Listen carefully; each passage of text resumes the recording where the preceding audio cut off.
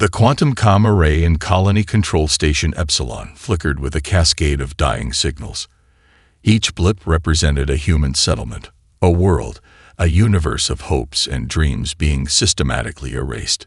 Captain Maya Chen watched, her reflection ghosting over the holographic display, a pale specter against the storm of destruction.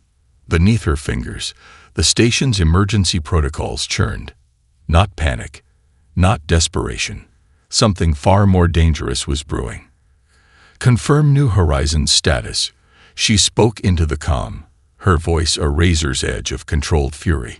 Lieutenant Amir Khan's response came back fractured, each word weighted with a lifetime of military training barely containing raw emotion. Total quantum dissolution. Estimated population loss. 3.2 million. No survivors. No bodies. Just absence. The Orcs attack was more than an invasion. It was surgical extinction. Maya's younger brother, Dr. Raphael Chen, had been on New Horizons' terraforming team. He was developing revolutionary atmospheric processors that could transform toxic planetary environments into human habitable zones. Now he was less than atomic dust, wiped from existence in a pulse of quantum energy that left no trace. Her comm unit chirped, an encrypted transmission from Earth's Emergency Coordination Center. Director Helena Yoshida's hologram materialized, a woman whose reputation for calm was legendary, even now. "We're tracking multiple quantum signature breaches," Yoshida said, her Japanese features sharp with concentration. "The Orcs aren't just attacking colonies, they're systematically eliminating human potential." Maya understood immediately. New Horizon wasn't just a colony. It was a research hub developing technologies that could expand human reach across previously uninhabitable star systems. The terraforming research her brother led could have transformed humanity's galactic future. The station's secondary monitoring systems began collecting fragmented data streams, survival logs, last transmissions, personal messages never to be received. One transmission caught Maya's attention.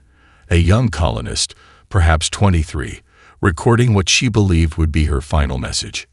"If anyone finds this, tell them we didn't go quietly. Tell them we fought. Every single moment." The raw defiance in those words resonated through the station's comm systems. It wasn't a plea. It was a promise. Lieutenant Khan's voice cut through again. "Multiple colony clusters going dark in Sector 7. Quantum disruption patterns suggest a coordinated assault, not random attacks." Maya's mind was already 3 steps ahead. The Orcs believed they were conducting a clean, efficient elimination. But human history was written by those who refused to be erased. Her fingers danced across quantum encryption protocols, routing emergency data through secondary and tertiary channels. If the Orcs thought they could simply delete human existence, they were monumentally incorrect. "Initiate Phantom Protocol," Maya commanded.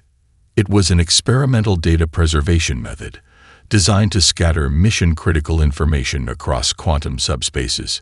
Even if physical infrastructure was destroyed, the collective knowledge would survive. Director Yoshida's hologram flickered, a moment of genuine emotion breaking through her professional demeanor. "We're compiling every scrap of data, every research note, every technological blueprint. They will not erase our potential." The station's quantum cores hummed with an intensity that felt almost sentient. Massive data streams, centuries of human scientific achievement, began to scatter across the galaxy, hidden in quantum shadows.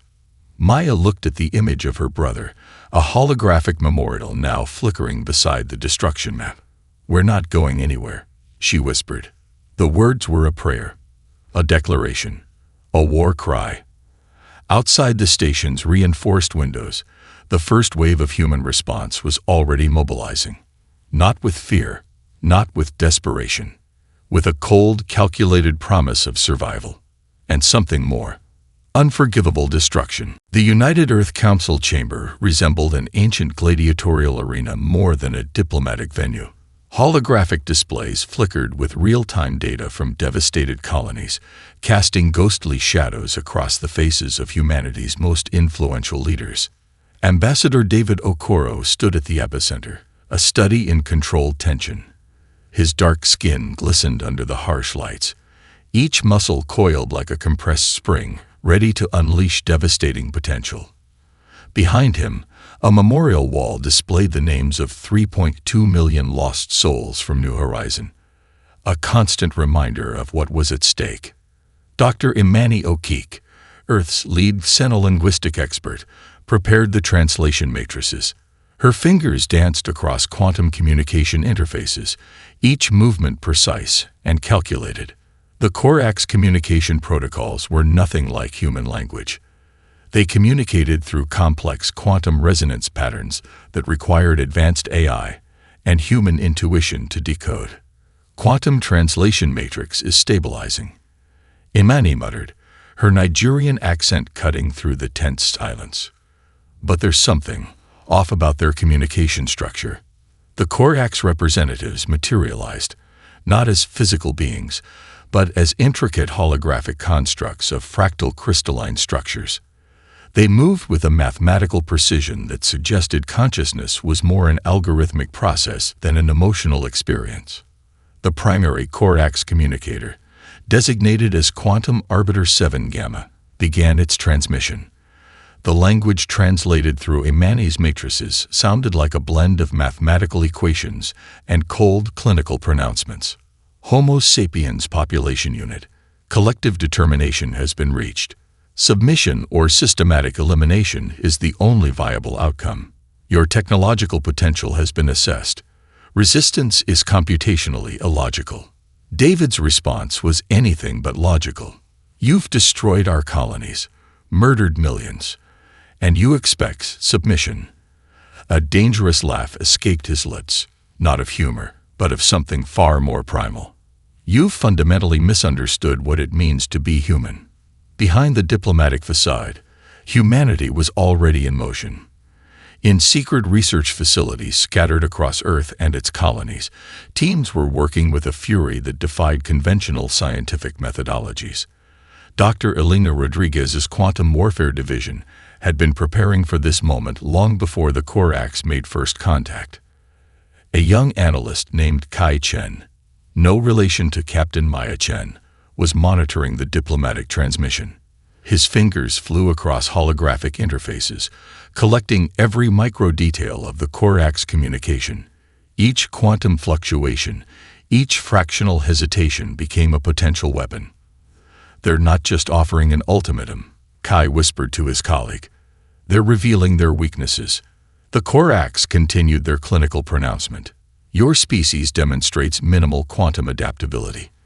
Technological integration potential, 2.7%. Recommendation: total resource extraction and biological reconfiguration. Ambassador Okoro's smile was a knife's edge. Let me be absolutely clear, he said, each word precisely modulated. Humanity does not negotiate its existence. We negotiate the terms of your destruction. The chamber erupted, not in panic, not in fear, but in a unified resonance that felt like a physical force. Military commanders, scientists, political leaders, all united by a singular understanding. This was not just a diplomatic failure. This was a declaration of war. Dr. Imani Okeke noticed something peculiar in the quantum translation. The Corax communicator's fractal structure momentarily destabilized, almost like a flicker of something. Confusion. Uncertainty. No, something more profound. Fear. Outside the council chamber, Earth's military and scientific communities were already in full mobilization. Research facilities that had been working on theoretical quantum technologies were now converting their most radical concepts into potential weapons. The memorial wall behind David continued to display the names of the lost. But now, those names were not just a reminder of destruction. They were a promise, a war cry, a quantum symphony of unforgivable destruction. The Quantum Dynamics Research Facility looked like nothing so much as a controlled hurricane of innovation. Holographic displays twisted and morphed like living entities, each projection a universe of potential waiting to be unlocked. Dr. Elena Rodriguez stood at the epicenter, her salt and pepper hair pulled back, dark eyes scanning multiple data streams simultaneously. Around her, a team of the most brilliant minds humanity could assemble worked with a kind of manic precision that bordered on religious fervor. Neural quantum interface is destabilizing, called out Dr. Hiroshi Tanaka, his fingers dancing across a quantum adaptive interface. We're losing coherence in the fifth-dimensional probability matrix. Beside him, Arya Kim, a prodigy who'd completed her third doctoral degree before turning 30, was wrestling with something far more fundamental. Her current project wasn't just about creating a weapon. It was about understanding the very fabric of quantum communication that the Orcs used as their primary technological advantage. "It's not just communication," Arya muttered, her holographic displays showing intricate quantum entanglement patterns. "It's a language. A living, breathing mathematical language that they use to manipulate reality itself." Elena approached, her prosthetic left hand, a quantum adaptive replacement from a previous research accident, shifting its molecular structure to better interface with the holographic displays. The hand was a testament to human adaptability, each micro-adjustment a miniature miracle of engineering. "Kai," she called to a young analyst monitoring external data streams, "what are the latest intercepts showing?"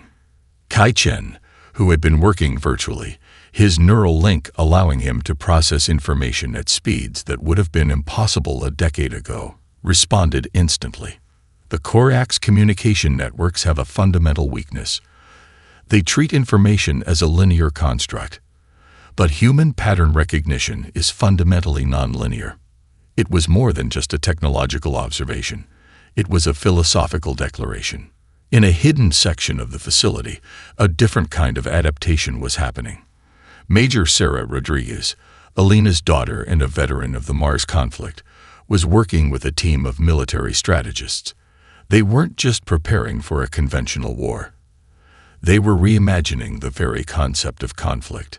"Traditional warfare is dead," Sarah was telling a group of seasoned commanders. "We're not fighting with ships and weapons. We're fighting with information, with probability, with the very fabric of quantum reality." A holographic simulation erupted between them, a three-dimensional chess game where the pieces were entire star systems, where movement happened simultaneously across multiple dimensions of possibility. Dr. Tanaka made a breakthrough. A subtle shift in the quantum matrix revealed something extraordinary. The Orcs didn't just communicate through quantum frequencies. They existed within them. "It's like they're not just using quantum technology," he explained to Elena, his voice a mixture of scientific excitement and profound realization. "They are quantum technology. Their entire civilization is a living, breathing quantum algorithm." Arya Kim's research took an unexpected turn. She discovered that human creativity, that indefinable spark of innovation, was itself a form of quantum uncertainty. The very unpredictability that the Orcs saw as a weakness was humanity's greatest strength. "They can predict patterns," Arya explained during an emergency briefing. "But they can't predict imagination. They can't calculate human potential." In another section of the facility, a team was developing what they called the Prometheus Protocols, a series of technological innovations that didn't just defend against the Orcs. They proposed to fundamentally rewrite the rules of engagement. Neural interfaces that could predict quantum weapon trajectories, adaptive camouflage that existed simultaneously in multiple quantum states, communication systems that could transmit information through quantum entanglement faster than light itself. Elena Rodriguez looked at her team, a mosaic of humanity's most brilliant minds, young, old, from every corner of the globe, each one a living testament to human potential. "We're not just developing weapons," she said, her voice carrying through the facility. "We're rewriting the fundamental laws of reality." Outside, the first prototype quantum adaptive fighter craft began its test run. It didn't just move through space. It danced between possibilities. The stealth carrier Vengeance moved through space like a phantom, its quantum-adaptive hull-bending light and probability around it. Lieutenant Marcus Rodriguez, son of Elena, nephew of Captain Maya Chen, flexed his neural interface, feeling the ship's systems merge with his consciousness. Quantum camouflage at 98.7% efficiency, whispered Lieutenant Zora Okoye, her fingers dancing across holographic targeting systems. Her family had lost everything in the New Horizon attack, and every moment of this mission was a personal vendetta. The Corax forward operating base loomed ahead, a crystalline structure that seemed to exist between dimensions, pulsing with quantum energy that would have been invisible to conventional sensors. But the Vengeance was anything but conventional. Target acquisition in 3. Marcus vocalized through the neural link. 2. 1. The first strike was psychological as much as it was physical. A quantum disruption pulse ripped through the Corax base's communication networks. It wasn't just an attack, it was a complete deconstruction of their information infrastructure. Entire communication matrices collapsed, quantum encryption keys dissolved, and strategic data streams turned into meaningless static. Aboard the base, Corax tactical units experienced something unprecedented: uncertainty. Their perfectly calculated probabilities fractured. Their predictive algorithms, which had guided their surgical destruction of human colonies, suddenly became useless. For the first time, the Corax experienced something close to human emotion: confusion.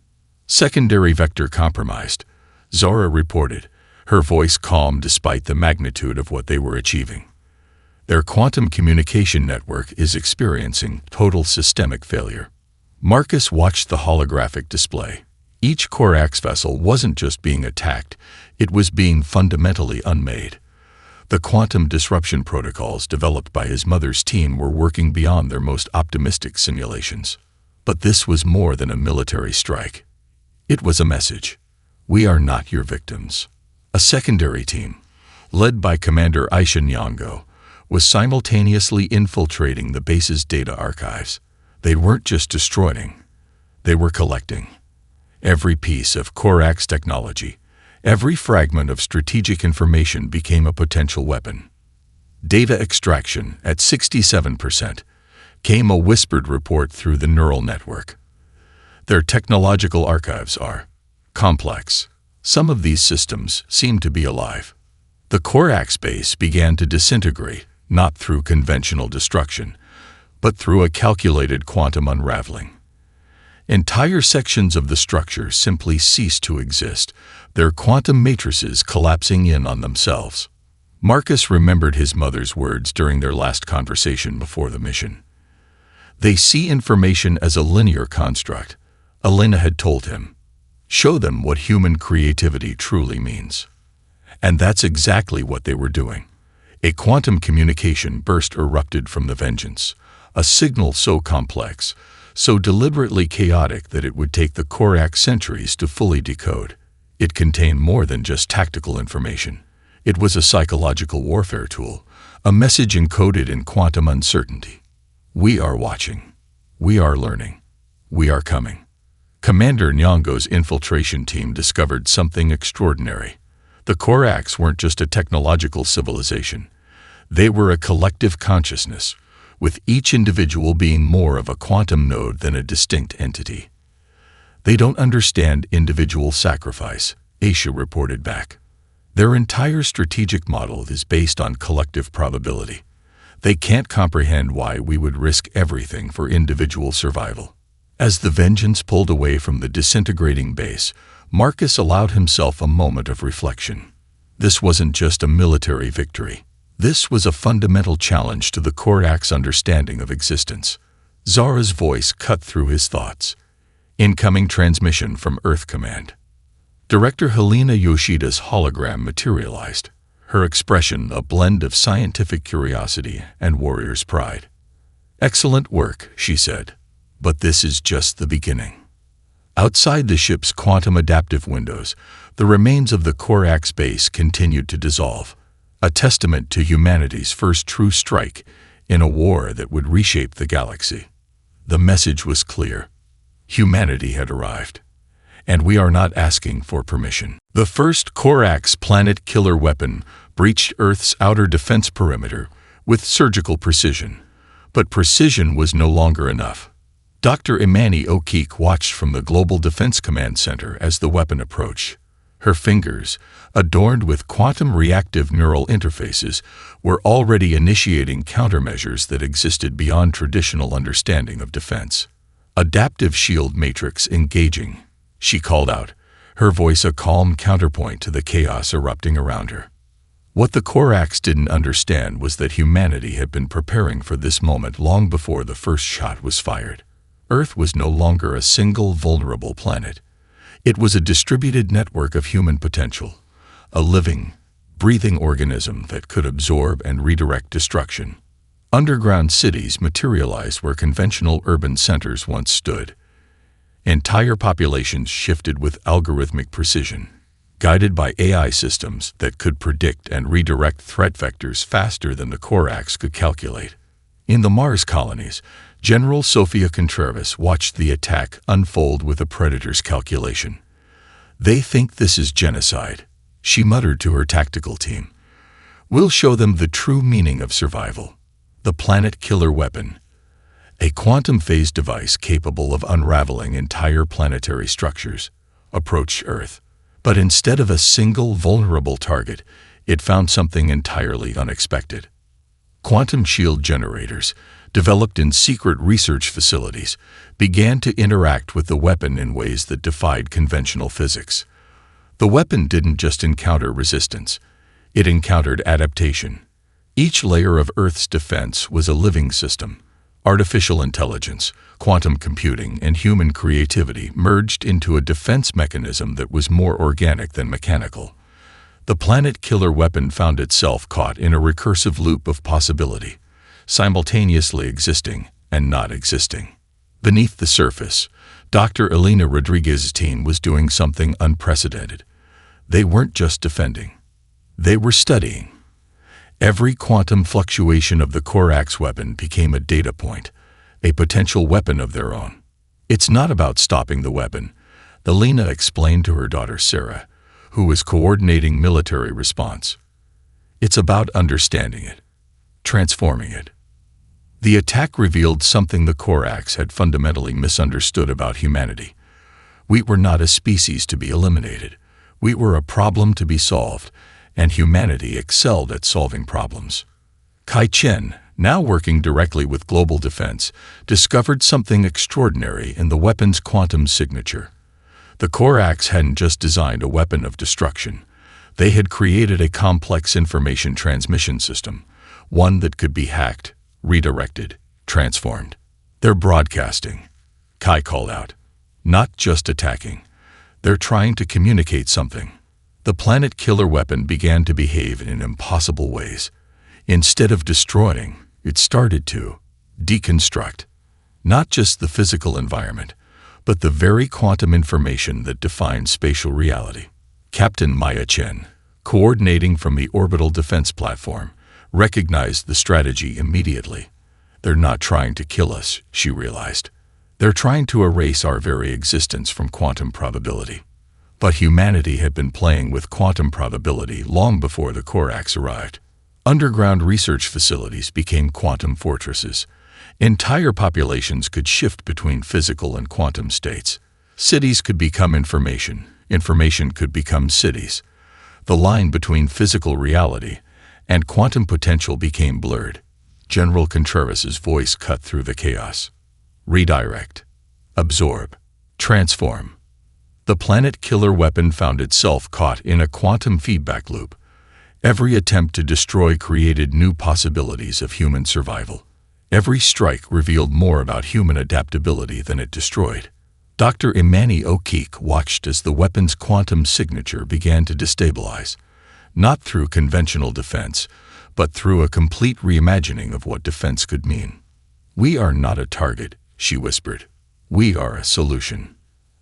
As the weapon's energy began to dissipate, something remarkable happened. The quantum information it carried, intended to erase human existence, became a new form of human knowledge. The Orcs had initiated their genocide protocol. Humanity had turned it into a learning experience. Outside, the sky flickered with possibilities, a universe of potential waiting to be explored. The Prometheus Protocol wasn't just a weapon. It was humanity's most radical act of scientific rebellion. Dr. Elena Rodriguez stood in the prototype development chamber, her quantum-adaptive prosthetic hand interfacing directly with a holographic model that seemed to breathe with potential. Surrounding her, a team of researchers from every continent worked with an intensity that bordered on religious fervor. Quantum entanglement cascade initialized, announced Dr. Hiroshi Tanaka, his voice a careful blend of scientific precision and barely contained excitement. We're not just targeting physical structures anymore. We're targeting existence itself. The breakthrough had come from an unexpected intersection of disciplines. Quantum physics met biological adaptation, mathematical modeling intertwined with neural network theory.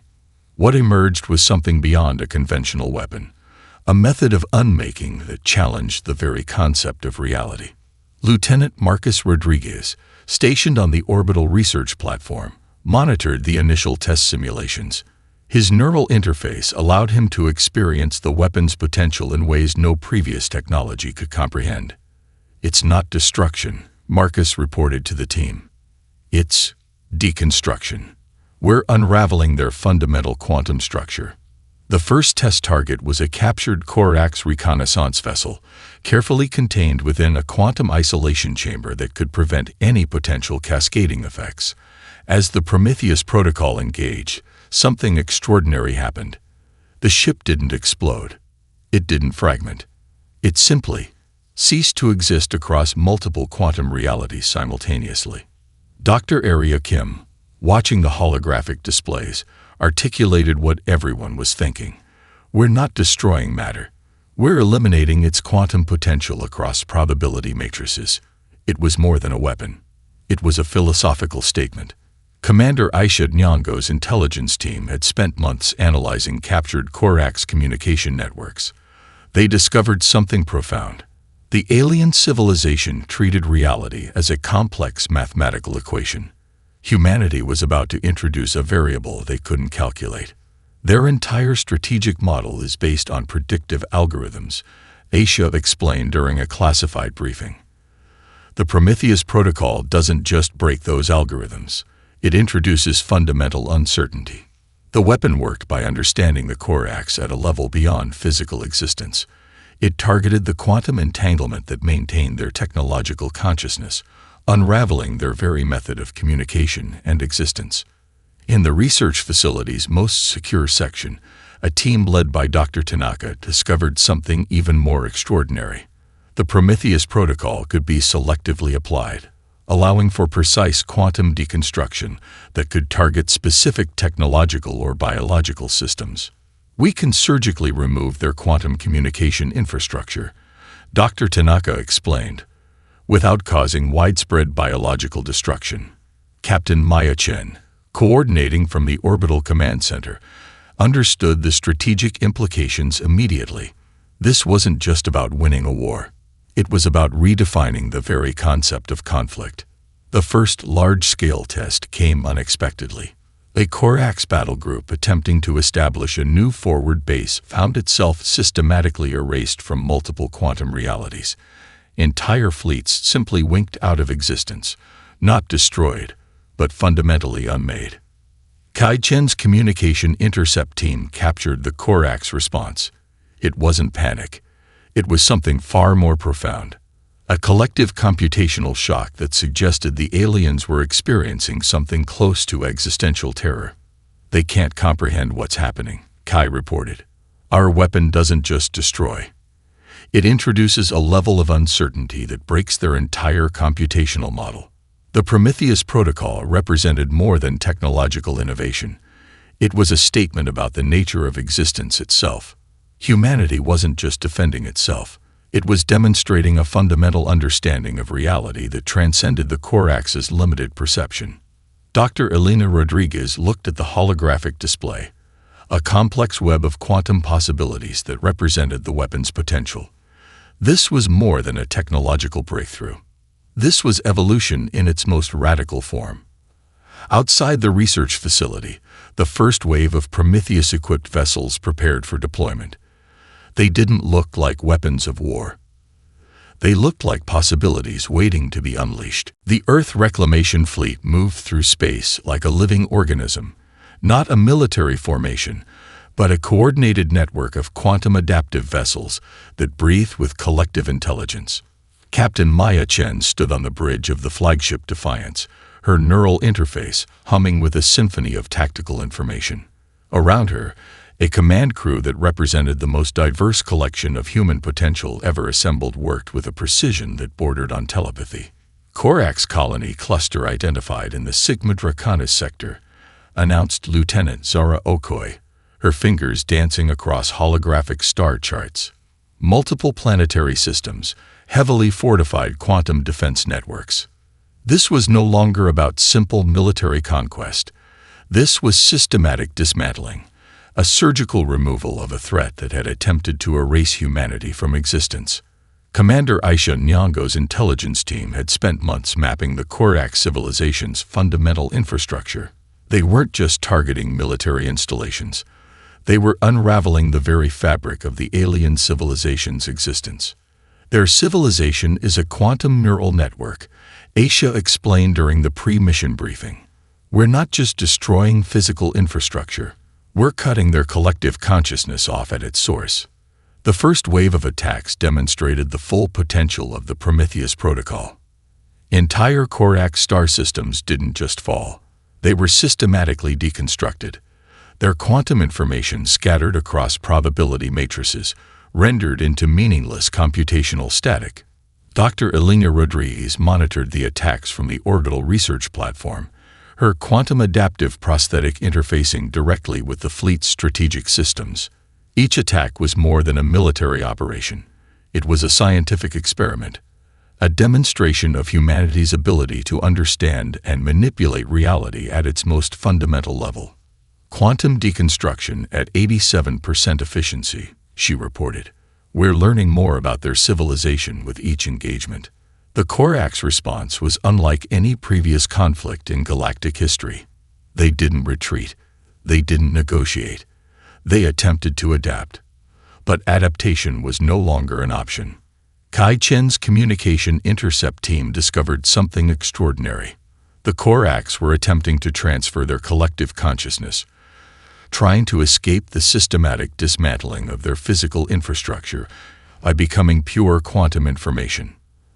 They're trying to become data, Kai reported, a mix of scientific fascination and strategic concern in his voice. But we're one step ahead. The Earth Reclamation Fleet wasn't just destroying. It was collecting. Every fragment of Corax technology, every quantum information stream became a potential weapon, a potential source of understanding. Lieutenant Marcus Rodriguez led a specialized quantum retrieval team. Their mission wasn't destruction. It was comprehensive information extraction. They moved through deconstructed Corax systems like digital archaeologists, capturing fragments of a civilization being systematically unmade.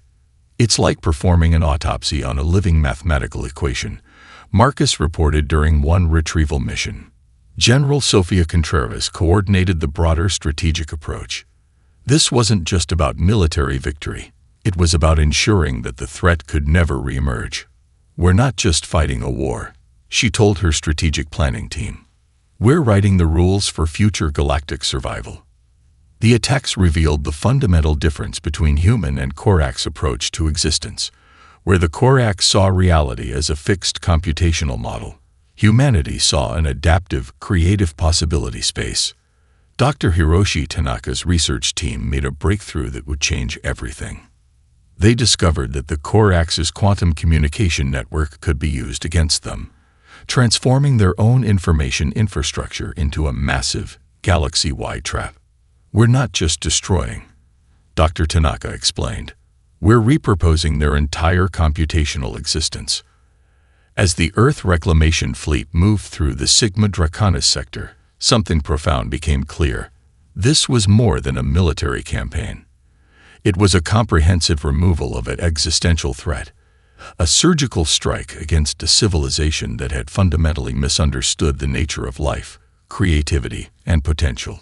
Captain Maya Chen looked out at the starscape, a canvas of quantum possibilities being systematically reshaped.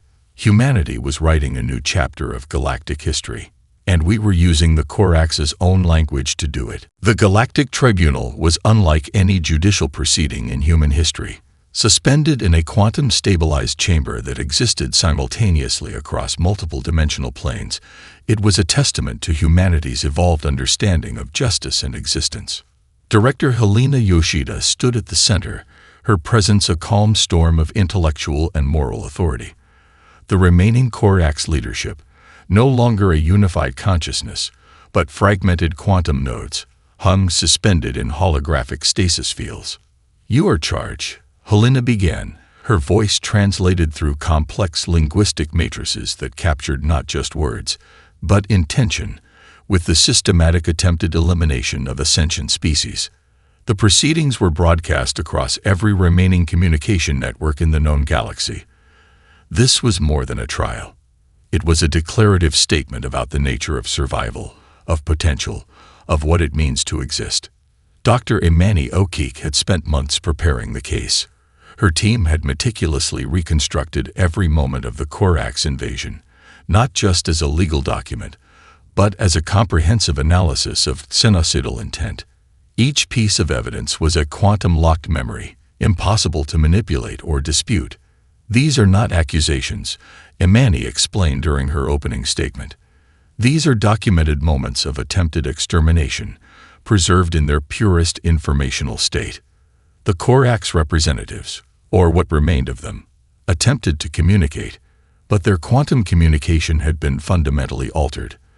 They could no longer speak in the mathematical certainties that once defined their existence. They could only listen." Outside the tribunal chamber, a different kind of reconstruction was happening. Kai Chen's research team was working on something unprecedented, a comprehensive archive of human and Corax interaction. Not as a historical record, but as a living database of survival and adaptation. "We're not just documenting a war," Kai explained to his colleagues. "We're creating a blueprint for future galactic interactions." Captain Maya Chen watched from the orbital observation deck. Her team had been responsible for capturing the final Corax leadership, a mission that had required every ounce of human creativity and technological innovation. General Sofia Contreras delivered the final evidence, a comprehensive breakdown of the Corax invasion strategy. Each slide was a quantum-locked memory, showing the calculated steps of attempted genocide. "They did not see us as a species," Sofia stated. "They saw us as a computational problem to be solved." The trial was a performance of humanity's most profound capabilities, not revenge, not destruction, but a comprehensive, methodical demonstration of justice. Dr. Elena Rodriguez presented the final piece of evidence, a complete mapping of the Corax's quantum communication network. It was more than technical documentation. It was a complete deconstruction of the alien civilization's fundamental method of existence. "We are not just presenting evidence," Elena explained. "We are showing the fundamental flaw in their understanding of life itself." The verdict was predetermined, but the process was crucial. Each moment was a teaching moment, a demonstration of humanity's capacity for measured, intelligent response to existential threat. Lieutenant Marcus Rodriguez managed the technological infrastructure of the tribunal. The quantum-locked evidence streams were more than just recordings. They were living documents that could be experienced, not just observed. When the final judgment was delivered, it was not a sentence of death. It was a comprehensive dismantling of the Corax as a potential threat. Their quantum communication networks repurposed, their technological infrastructure transformed into a galactic warning. Director Yoshida's final statement echoed across dimensional spaces. "You attempted to erase us. Instead, you have become a lesson." The remaining Corax leadership, reduced to quantum information nodes, were not destroyed. They were preserved. The living museum of a civilization that had fundamentally misunderstood the nature of life, of potential, of survival. Outside the tribunal chamber, Humanity looked to the stars. We were not conquerors. We were survivors. And our story was just beginning.